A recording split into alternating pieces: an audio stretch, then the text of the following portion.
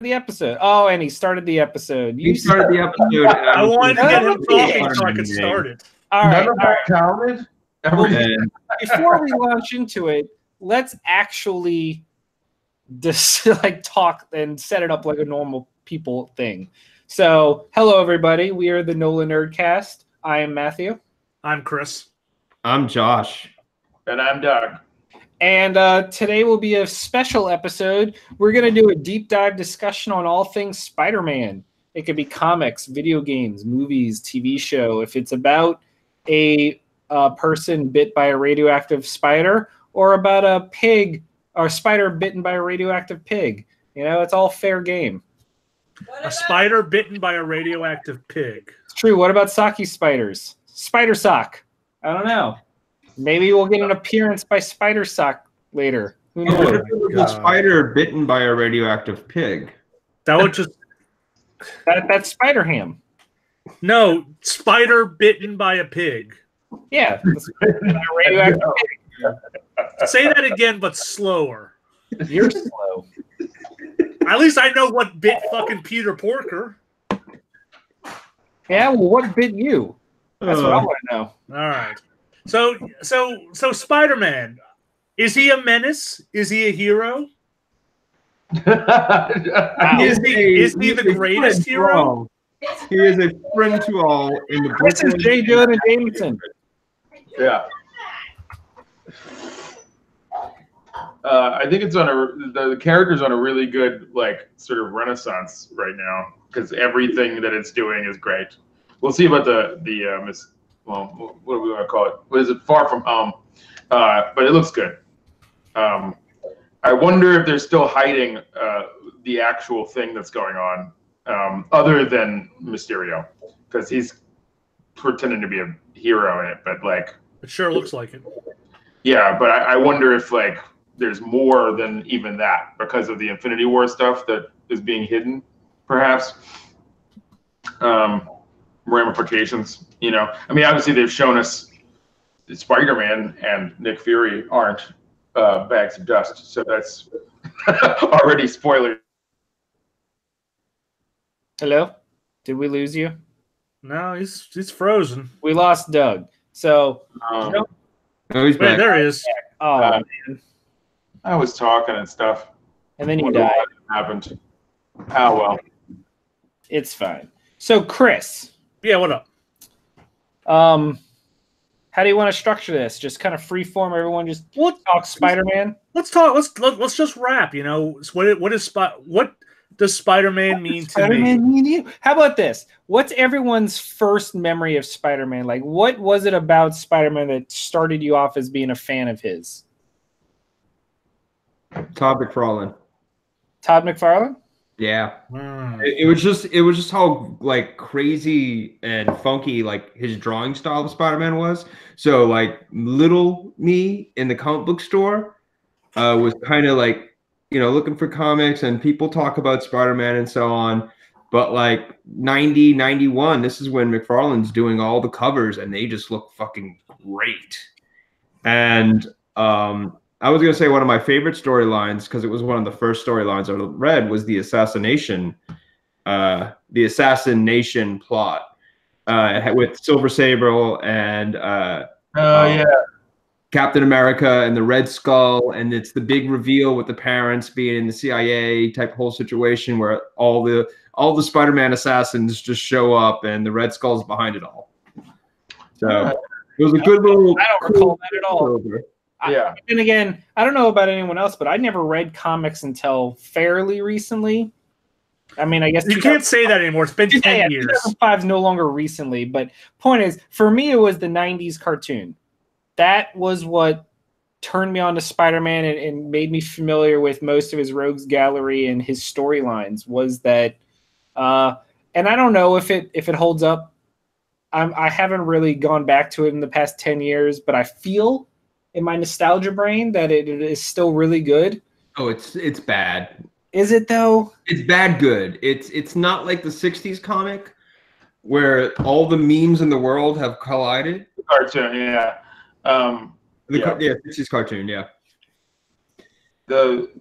I think it's better. It's significantly better than that one, but not as good as the aughts one.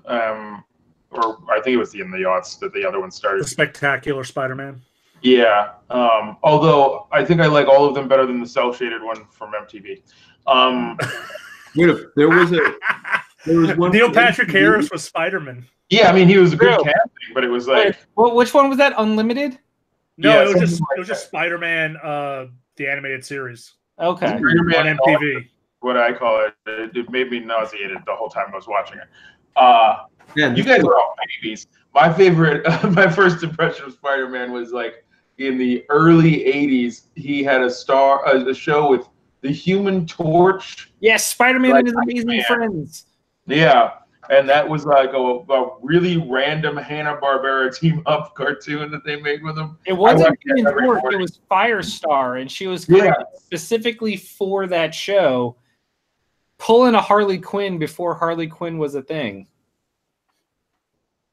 We lost Doug again. Yeah. It's all right. Poor Chris. Firestar's powers gave her cancer. Thank you for making it sad. That is not a joke. I read that Firestar mini, and that was very sad. I'm much the same way as Matt. You know, I got in on the Spider-Man the animated series from the '90s. It was interesting because at that point it was really telling one big story. Like everything had chapters, and it felt like the neogenic nightmare lasted for like an entire grade of school. But that was kind of cool to watch a show where things built off each other in a way that other cartoons at that time didn't. It was Spider-Man and X-Men were the first cartoons I watched that really had serialized storylines. And I think Spider-Man had it more than X-Men. Oh, I don't know. Every think so. X-Men episode ended on the most insane cliffhanger ever. Yeah, but you know, X-Men would sometimes take a break to go to Wolverine in Japan, and Spider-Man was, I guess we're following Morbius again this episode. Yeah, you're right. I remember just so many things that it took me so long to parse together what the cartoon made up and what the cartoon adapted. Mm-hmm. In my mind, everything that 90s cartoon showed was canon. Like because I didn't read the comics, I didn't know any better. All I knew was that show was adapting storylines, and I remember when the Clone Saga started, how it blew my little mind. When he freaking grew the extra arms and he became Man Spider. That was great because that had a nice Punisher crossover. It sure did. Where they really tried to squeeze the Punisher into a 90s Saturday morning cartoon thing. Yeah, instead of guns, it was all like explosives and rockets and things that could... And lasers, and like his family was killed? Of course. It was the 90s were wild. Yeah, the 90s were a strange time, but they still didn't really like hone in on how crazy his rogue gallery is because they're all psychopaths. Like, they did their best. Even down to the Shocker, they're all psychopaths. Look, they're all mad scientists too. They're like 90% mad scientists. We can all agree on one thing, is that the 90s introduced us to the first animated version of dumb fishbowl Mysterio, and it's all coming full circle because we're getting live action dumb fishbowl Mysterio. And we are sometimes, you know, life is like, no, we are in the darkest timeline, and then sometimes it's like, no, actually, it's pretty cool. No, you know what that is? That is the briefest glimmer of hope in the coal mine of 2019. That's what you have to hold on to. If it's between dumb fishbowl Mysterio and holy shit, our country's on fire, then I'm gonna latch on to fishbowl Mysterio. No, I agree. But and also, Kogasu's in the chat. So Kogasu, the question that you missed that we started to answer is, when did you first become a Spider-Man fan? What was it? Was it the comic? Was it a movie? Was it a cartoon? What turned you into a Spider-Man fan? Did anyone play the Spider-Man games? Oh, well, you know what? I guess that's a fair time to just launch Josh into. He's currently playing Spider-Man. No, I mean the older games. Let's. There was like a Streets of Rage style, like yes, Maximum Carnage and Venom. Yeah, that was the first game. Go grab Maximum Carnage now. We have the SNES cartridge. It's red, and it's amazing. I also remember it being punishingly difficult. Yeah, it was Spider-Man and Venom, Maximum Carnage. And see, again, I hadn't read the comics, so I didn't know who Carnage was. I only knew Venom was a bad guy, and I was like, why are they teaming up together? I was confused. I remember desperately wanting any of those games, and my parents wouldn't buy them for me. Yeah? Yeah. Womp womp. That's my story. Thanks, buddy. No problem. There was also an old Super Nintendo game with Spider-Man. It was Spider-Man and the X-Men in Arcade's Revenge. Oh my god. I had the Genesis version of that, and that might still be one of the only games I've never been able to beat. It was hard. It made no sense. That game made no sense on how hard it was. Well, Matt, you just need to get good. That's all there is to it. Look, part of me wants to go back and try and revisit Arcade's Revenge because I don't know if it was just poor controls or the fact that nothing was explained, but every single person's level was unbeatable for me. Shit was hard. Storm's thing where she was trapped underwater and you would have to go like Sonic the Hedgehog style to find air pockets, or Wolverine running from away from Juggernaut in a weird like clown museum. Yeah, it was weird. And then Gambit was fighting mechanized chess pieces.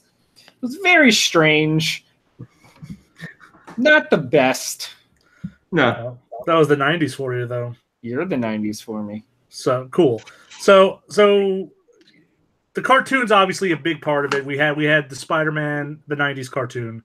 We had Spider-Man Unlimited. We had Spider-Man 2099. Who was in Unlimited. We had the MTV Weird CG show. Yeah, we did. We had Spectacular Spider-Man, Spider-Man was spectacular. As far as I'm concerned, it's the best Spider-Man show. For me, it is the best, followed by the original 90s one. And then Ultimate Spider-Man, which took a goofier look at Spider-Man, but still worked well. I think Chris, going back, I finally gave it another shot, and you know what it was? What? It was Batman Brave and the Bold syndrome, where it followed something that was very serious and good, and so the fact that it came out silly and campy immediately turned me off. But then revisiting, I'm like, oh, I wish I had given this a shot. Because it ended up being, like Brave and the Bold, a who's who of Marvel. And not just Spider-Man. So, I don't know. It's one of those shows that I wish I hadn't brushed off as being too kiddie. Like, it really made me show my age. I've tried watching some of those later shows, and they just don't do it for me. Even applying the Brave and the Bold curve, they just don't. I just don't care. So, but it's incredible. Like in this year alone, in the last couple of years, how big the Spider-Man well has gotten. The wave. We had Into the Spider-Verse, which was excellent. Yeah. We had Venom, which I still haven't seen, but I desperately want to. And the quality doesn't matter because Venom made $1 gajillion on a nothing budget. Venom is the Fast and Furious of the Spider-Man. That's the best way to look at it. In fact, I wonder why Vin Diesel wasn't hired. Like, that's how much, after seeing that movie, I think I was like, why didn't they get Vin? There would have been a slam dunk. He's busy. Yeah. He's not. Another kind of thing coming out. Yeah, Bloodshot, I think. Yeah, he's Bloodshot. I had that same thought watching The Meg. Like, I was watching The Meg, and I was like, why isn't The Rock in this? Yeah. Just screw it. Like, yeah. Matt, yes. Who is your favorite live action Spider-Man? Okay. So I'm going to be a little sacrilegious and say that while he was great for the time, Tobey Maguire has been eclipsed in every regard by other people. Yeah. Like, to me, Andrew Garfield was a way better Spider-Man.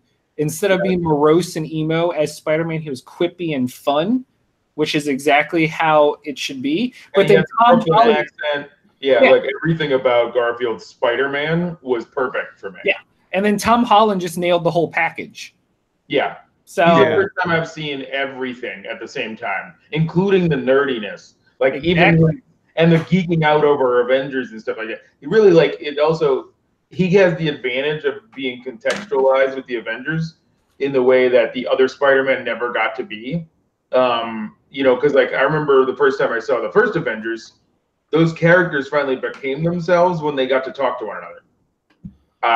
Or the characters I knew anyway, because for 60 years or something, they've been in the same world together. And Spider-Man showing up in Civil War was like, and getting to be Spider-Man in it was just amazing. But yeah, he's funny. You can see him doing all the things he's supposed to do.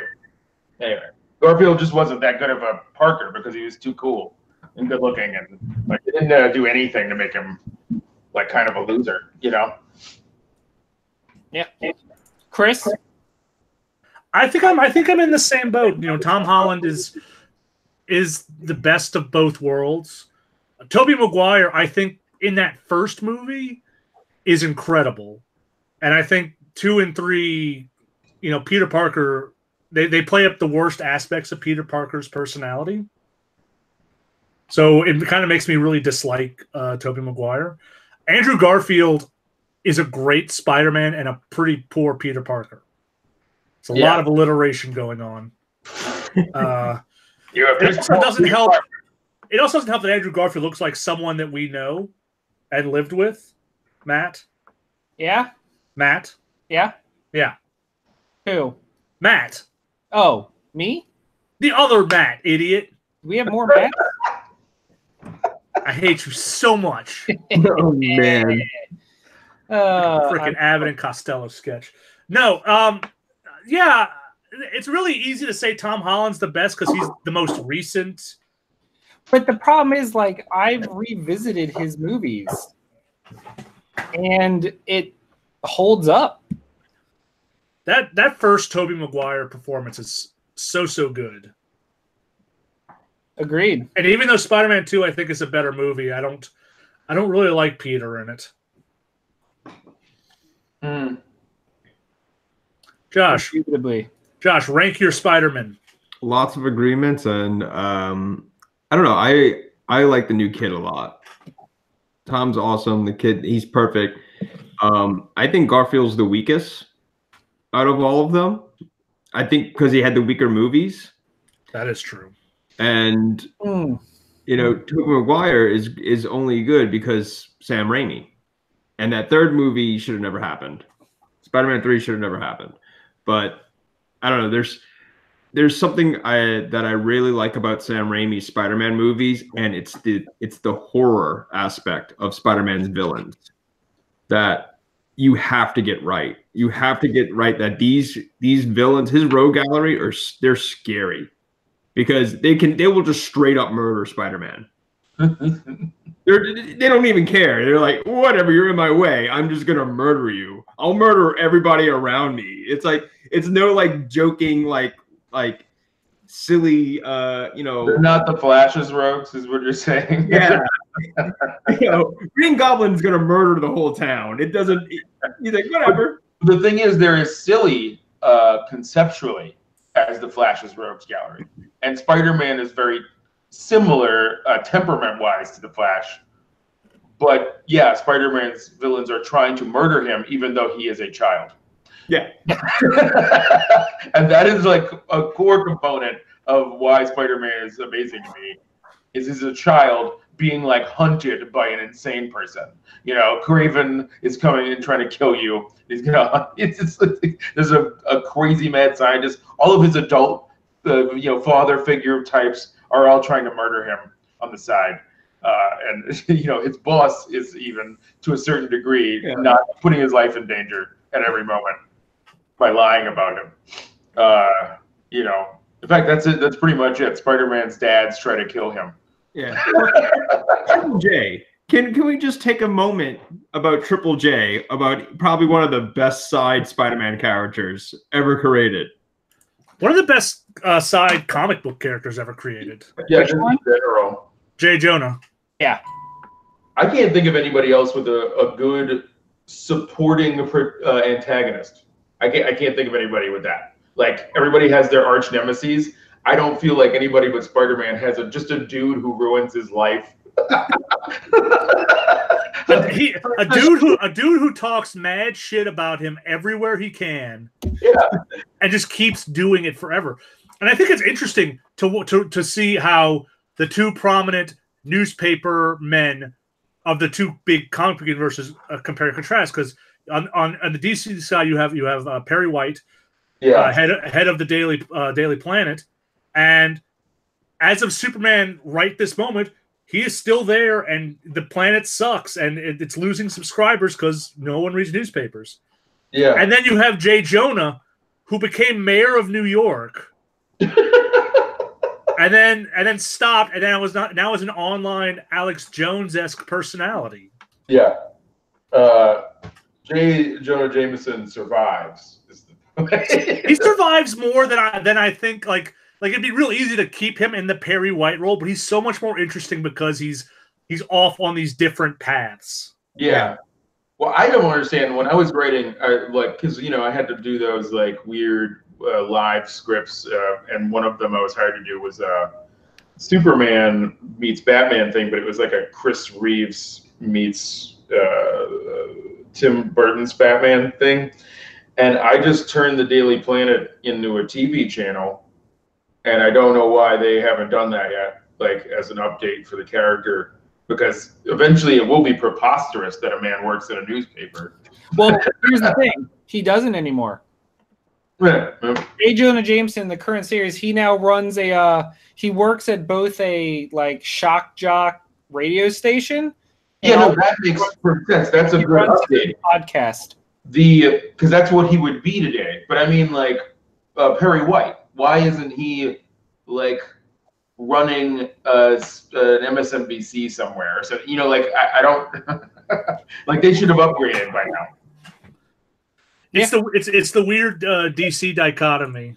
You know what really weird is in current comics, one of the greatest dynamics in Spider-Man has been turned on its head, and that's J. Jonah Jameson is now a friend and an ally to Spider-Man. In fact, in the latest issue, he just yelled at the Kingpin and accused him of being a crime lord and a thug because he was talking shit about Spider-Man. He's like, you don't talk to my friend like that, not when you're a thug and a criminal and a gang boss. And he goes, JJ out. And he just like drops the mic and walks out. It's ridiculous. That's really strange. I don't know how I feel about that. See, that's my thing. I don't know how I feel about it either, but it's working really well so far. Now, granted, that's the kind of status quo change that I feel reverts back pretty quickly. Yeah. But yeah. So far, remember when Spider-Man revealed his identity forever? I'm willing to bet Superior Spider-Man fucks that up for him at some point. Actually, that's a good point, Doug. Just even bringing that up. Yeah. There have been so many major moments that have happened in comics, even just recently for Spider-Man, that haven't been adapted to movies yet. Yeah. Like beyond Gwen Stacy, beyond Venom. Like, what has been one of your favorite moments? Because for me, I think it might be Superior Spider-Man. Doc Ock taking over his body and trying to be a hero. It reminds me of the infamous Iron Man with Dr. Doom trying to be the new Iron Man. Well, Dr. Doom is a hero. Can we just... No, he's not a hero. He is the greatest hero. Thank you.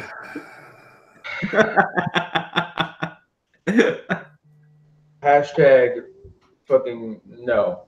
So no, we do bring up a good comic point because I'm not a Spider-Man comics person. I've never consistently read Spider-Man. I read maybe 30 or so issues of Dan Slott's run because it was coming out literally every week, so it was real easy to catch up on. It was 3 a month, which was insanity. It was disgusting. But really, I don't really care for the mainline story so much as I like the side stories. Superior Spider-Man is one of my favorite things that's ever happened. And Chris, I think you might agree with me, and it's something that I try and push on everybody.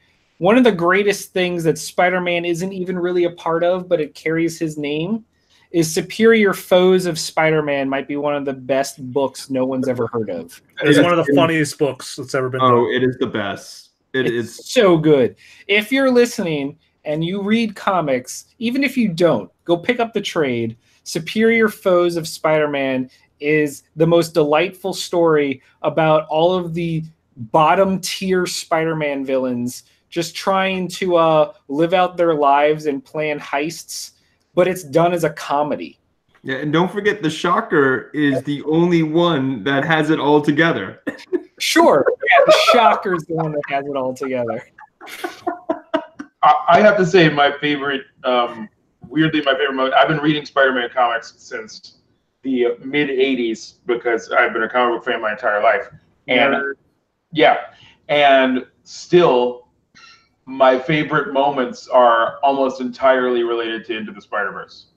Like, dude, the Spider-Verse comics, first of all, and then that movie. Like, the combination of the two is still, like, all of my favorite moments, because I've been reading Spider-Man so long that by the time that comic came out and I read all of it, you know, every time they revealed a new Spider-Man, I got the joke. Like, I had seen the ad. Like, at one point, these guys go into this universe that is like a ham ad or something that Spider-Man did. In one of the old strips, there was like an insert where Spider-Man goes and buys Oscar Mayer wieners or something like that, and they kill the Oscar Mayer wiener Spider-Man. And it was amazing. And the you know, just knowing everything, like the kaiju fighting Spider-Man and all that stuff, the Japanese one, and everything coming out, and then this movie was just so well done and summed it up and reduced them down to the core people. I'm hoping we get a sequel with like Punk Rock Spider-Man and Superior in it. Oh yeah, because that would be amazing. The only complaint I have about the Into the Spider-Verse movie isn't really a complaint. It's a possibility that I wish I could watch, like it was an alternate universe, and that is where Tobey Maguire does the first Spider-Man's voice, and Andrew Garfield does some Spider-Man off to the side here, and you know. Here's my hope, is that in the sequel, as a bit of stunt casting, that's what they do. Tobey, Andrew, and Tom all voice just a bit character, like not even an important role. Well, Matt, there is an exact moment that they could be in if they just replicate it from the comics. Because I don't know if you read the comic book storyline all the way through or whatever, but there's a moment where on the battlefield where there's tons of Spider-Mans fighting, literally Tobey Maguire and Andrew Garfield meet each other. Because they're part of the universe. Yeah. Universe where they exist, and that they're the Spider-Man. Yeah, like even if they wanted to be more meta and fourth wall, like how they were with Spider-Ham and like cartoon physics and stuff, have one of the universes be a regular universe without superheroes. You know what, Chris? It'd be basically like Superboy Prime's universe, where in his universe there are no heroes, but they read all of the other universes as comics. Mm-hmm. Well, you know that's what Gwenpool is from. Right. Exactly. But the whole thing would be like, it would be in like our universe, and then Andrew, Toby, and Tom would be like having lunch together, just like chatting what it's like to be Spider-Man, and like all the other Spider-Man like literally show up and go like, they're probably gonna come to eat you too, or whatever. Because you're as close as it gets here. It'd be a good refuge universe. Is just our universe. It'd be very supernatural. All right, here's a question for you guys. Just because, why not pivot? Who cares? Okay. Pivot? Where are we pivoting to? Favorite Spider-Man rogue that isn't like the top tier. So no Green Goblin, no Venom. No Doc Ock. No Doc Ock. Though none of those three. Those are the big three Spider-Man rogues. Who is your favorite like lesser rogue? Oh my god, this is fun. I'm really fond of Rhino. Nice. Yeah.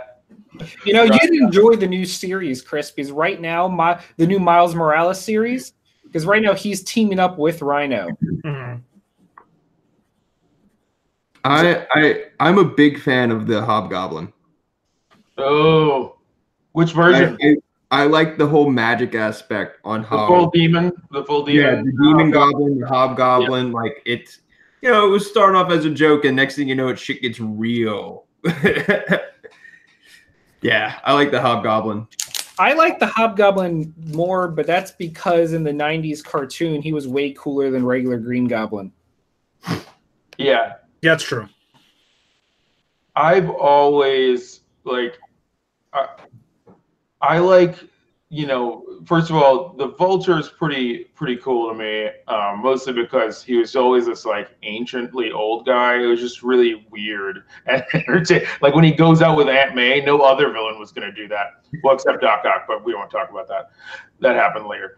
And I don't know, Electro, I think he's never really threatening, but he's always, I don't know, I've always enjoyed all the stories with him.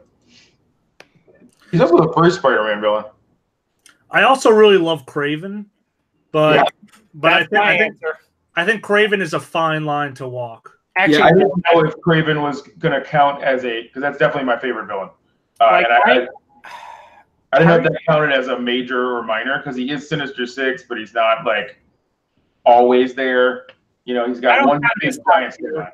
Yeah. So he counts. The problem is my opinion of Kraven has been not spoiled, but very heavily influenced by his role in Unbeatable Squirrel Girl.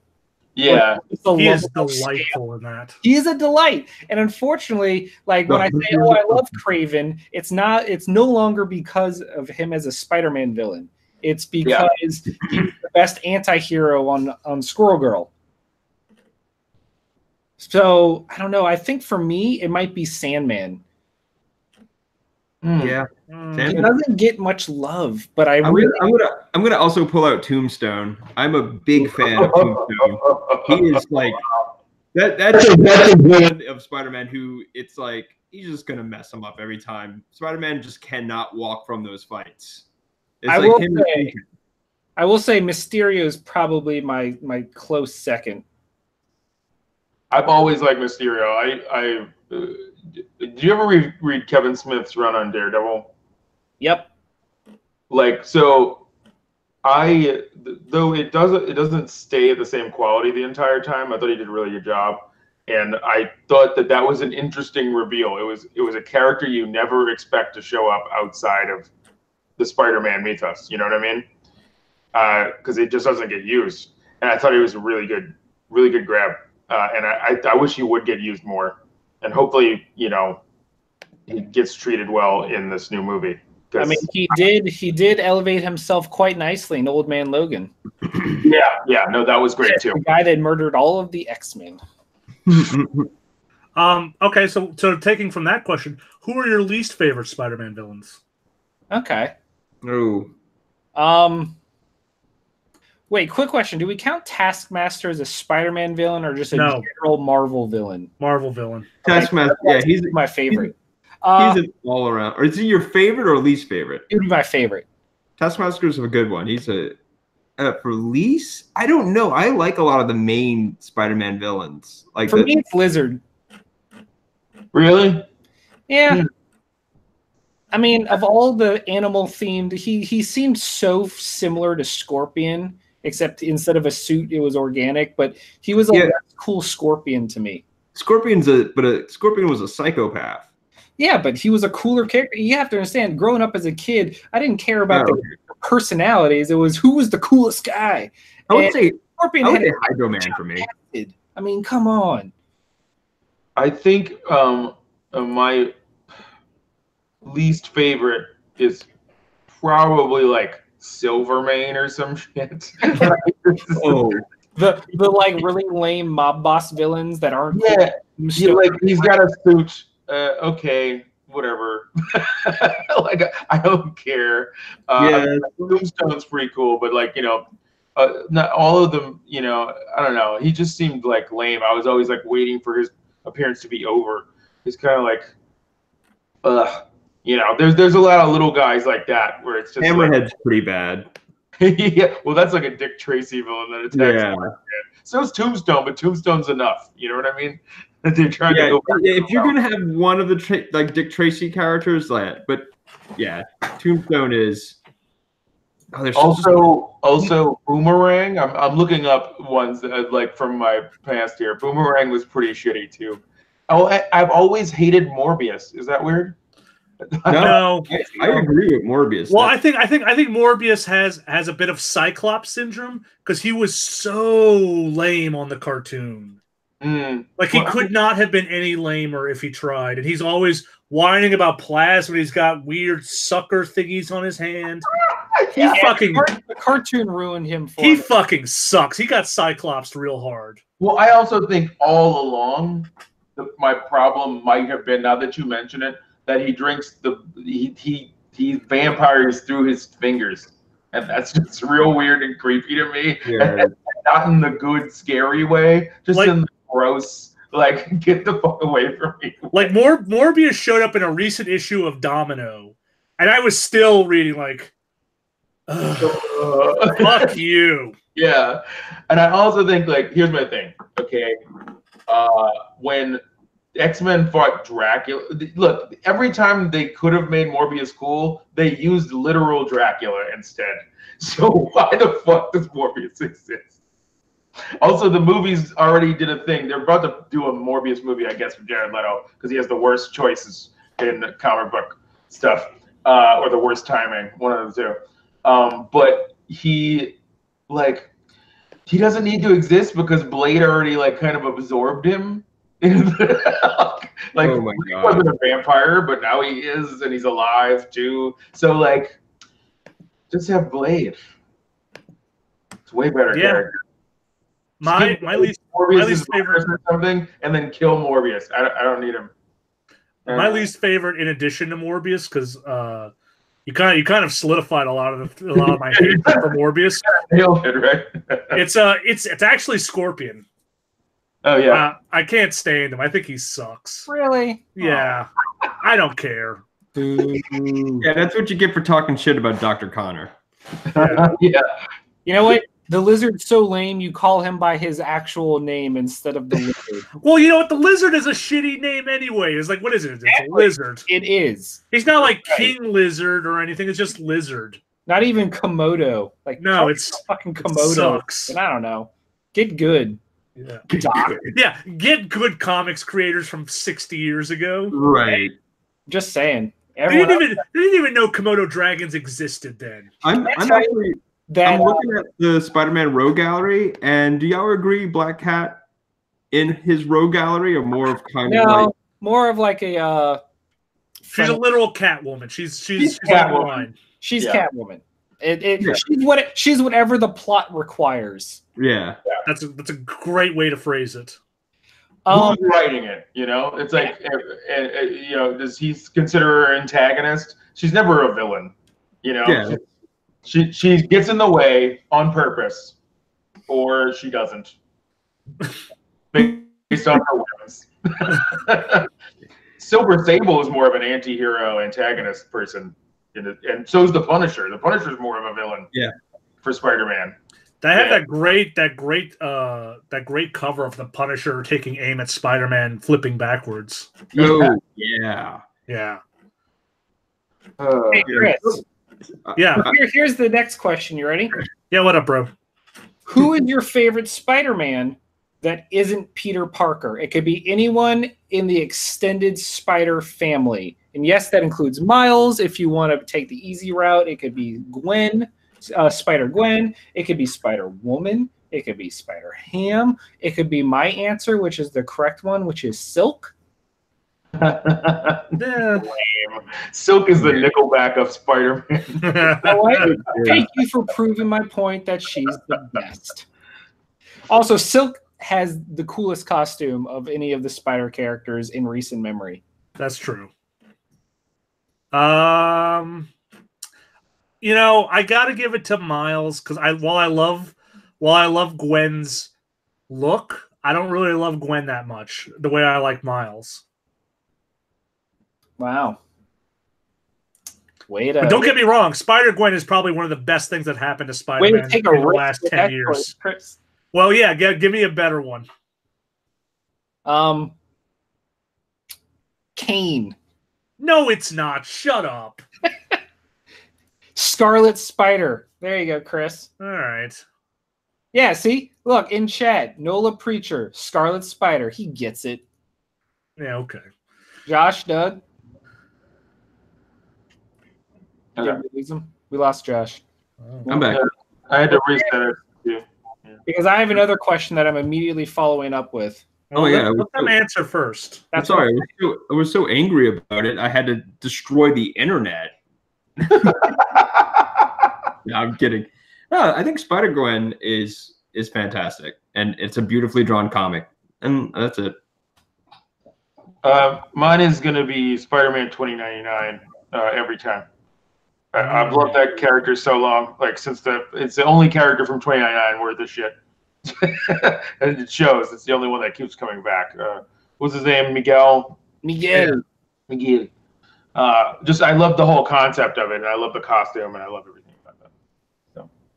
So here's the next question then. Sure. We already know Spider-Verse is getting a sequel. Yeah. We already know, like, let's just assume everyone in the first one comes back.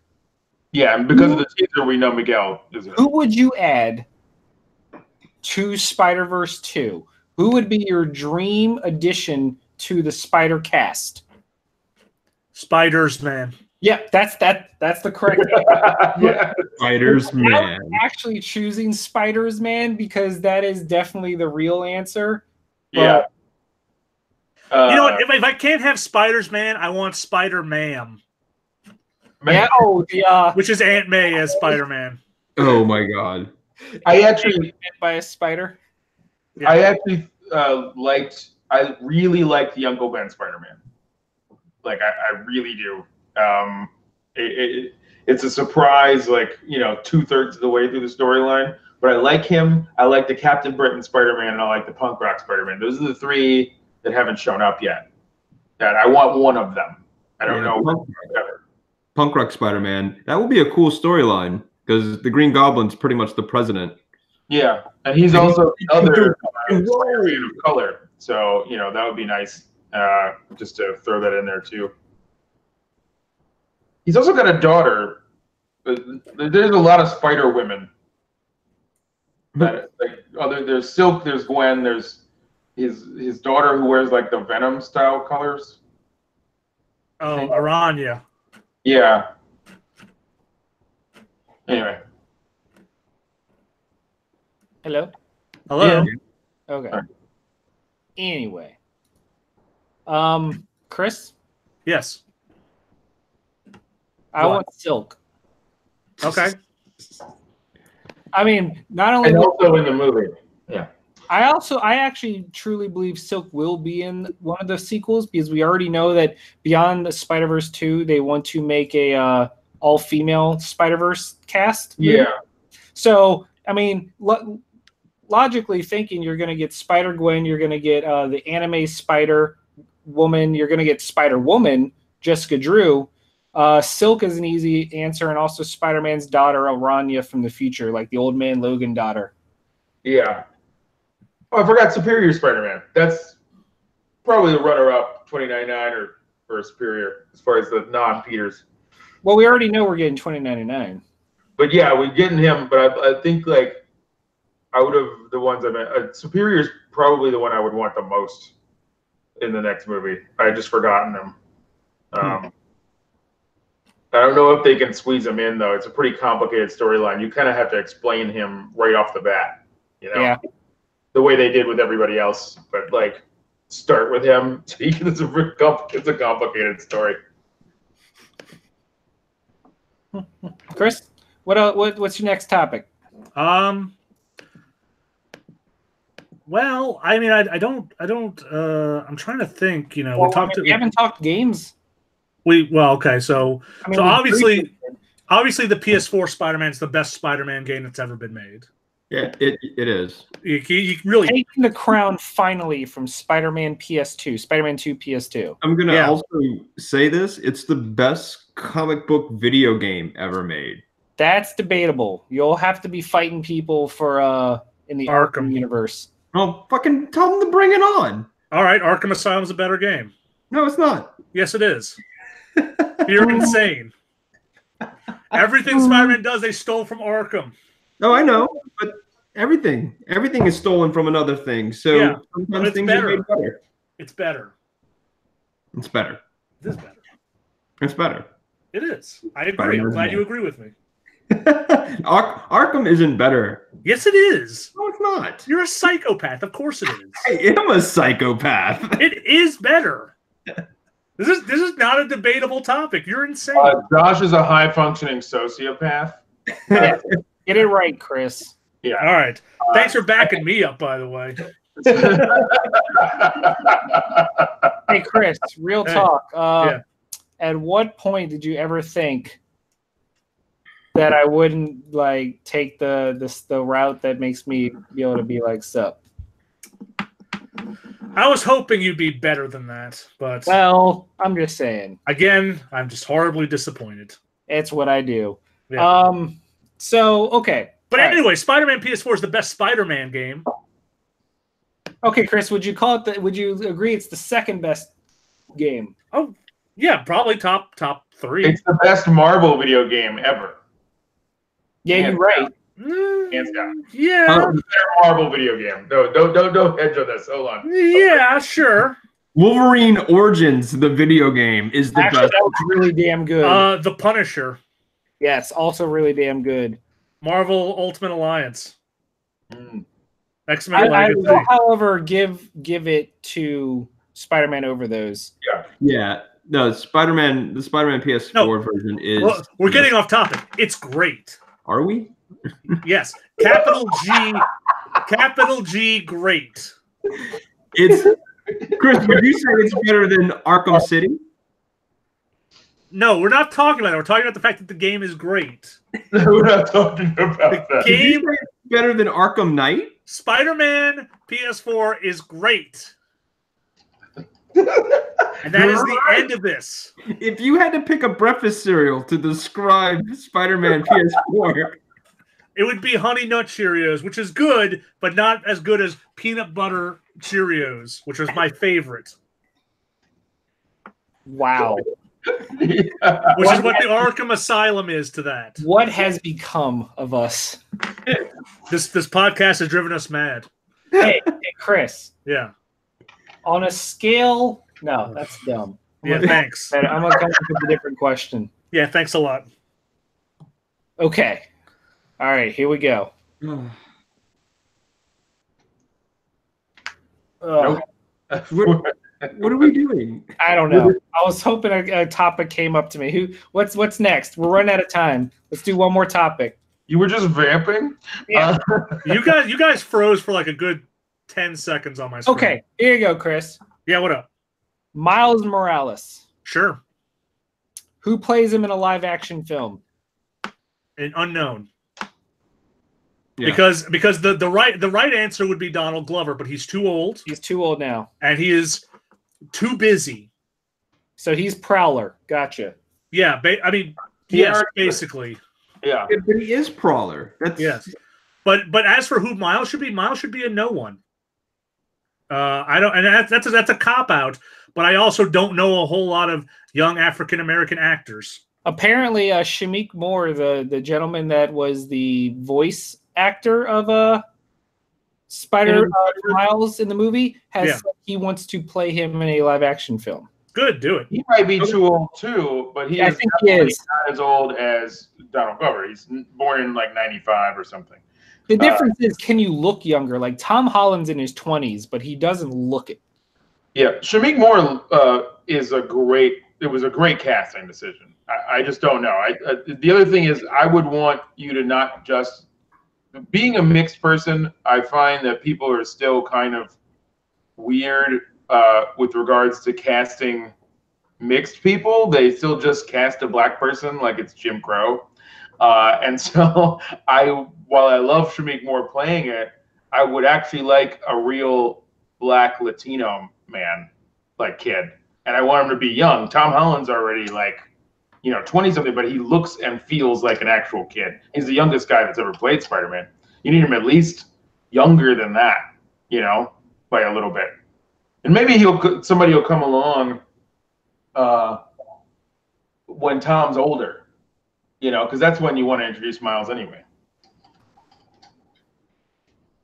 That's fair. Yeah, I mean, I kind of agree with Chris. The problem is we live in the real world where they need some kind of. So, do you count Tom Holland as an unknown when he was cast as Spider-Man?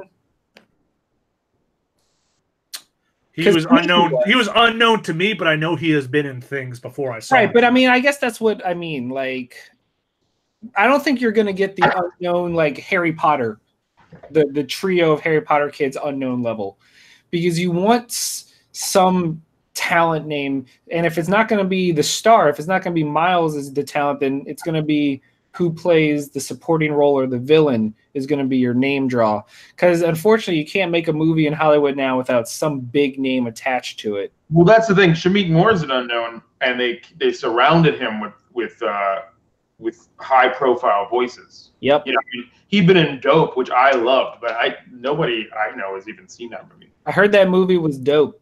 It's so good. Dope's a great movie. If you have not seen it, do yourself a favor. Dope is killer. Yeah. It is dope. You were right. But yeah, anyway, at that level is fine to me. Like, you've been in a couple of indie things. There's not a big giant movie where you'd be distracting as the lead, you know? Right. Can I throw this out? A question I had watching Spider-Verse. Sure. Mm-hmm. Should Peter have been more what's the word? Nurturing? No, not that. More interested in the fact that Gwen was around.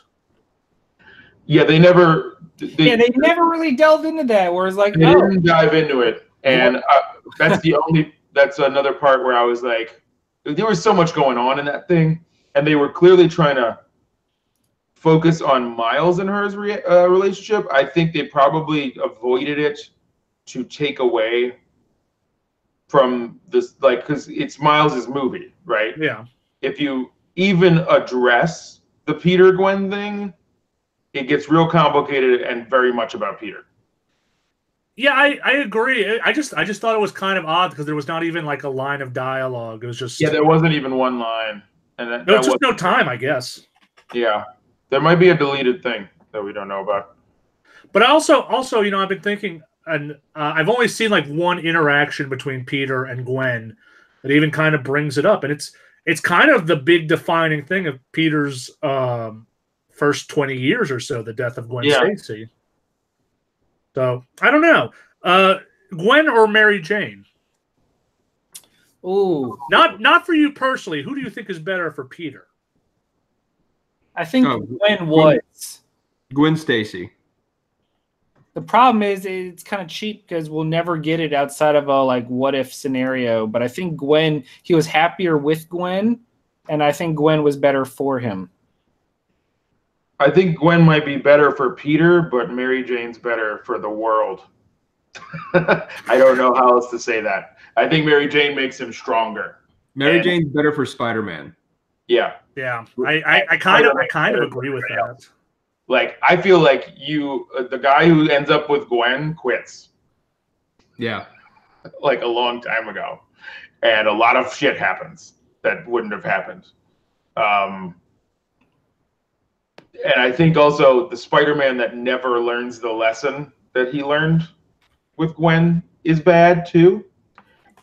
I think maybe they've been avoiding him talking to Gwen because Gwen as Spider-Woman is still in high school, and the Spider-Man in the regular universe has been married for years, gotten like divorced, forgotten her, then got her back and all this other shit, and is probably like in his 30s. And it's just weird, and they don't want to confront the weirdness of that. Because in actuality, he'd probably be instantly attracted to her and then have to ward himself off. That's weird. I don't think they want to delve into the psychosexual ramifications of having your dead high school girlfriend come back. Oh, God, yeah. I didn't even consider all that. If Straczynski was still writing, they would have confronted it head on. Yeah. Yeah, no looking him to finish anything. Actually, let's end it on that.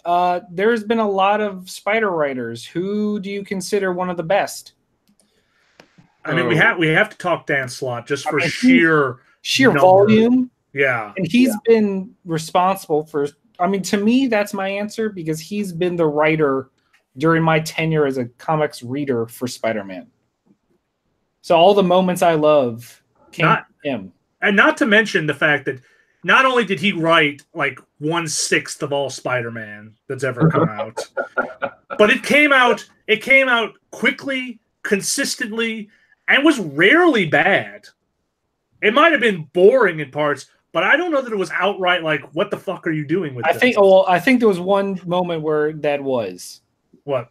The one where he wishes the devil absolves his marriage. Oh, yeah. Well, that one's perfect. Yeah. I think that one firmly goes into the bad moment. Did he write that? Probably. Slott also has a lot to do with the Clone Saga, but which is arguable, whether or not it was good. Because it caused some good stuff. But One More Day. It's called One More Day. No, it was written by J. Michael Straczynski. Never mind, Dan Slott's off the hook. I'm sure we'll find something else. You know what? I will say one more moment that really solidified Spider-Man as an awesome person for me in the comics, and that was his role in Civil War. Yeah. Showing off his identity, pulling off the Iron Spider suit, and then switching sides halfway.